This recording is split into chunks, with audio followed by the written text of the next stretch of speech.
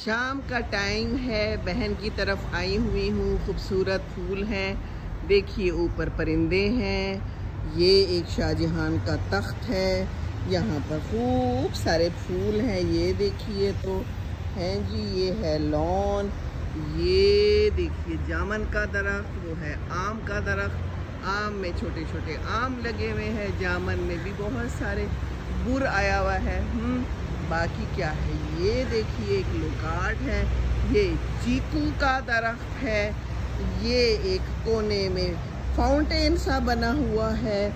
ये छोटे छोटे से क्या निकले हुए हैं जनाब, किनू टाइप चीज़ है, खूबसूरत पौधा है। बाकी यहाँ भी कुछ खूबसूरती पैदा की गई है। ये जनाब अमरूद का दरख्त है।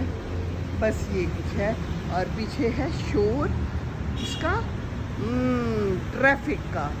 तो ये ज़िंदगी की ट्रैफिक है, आना जाना तो लगा ही रहता है।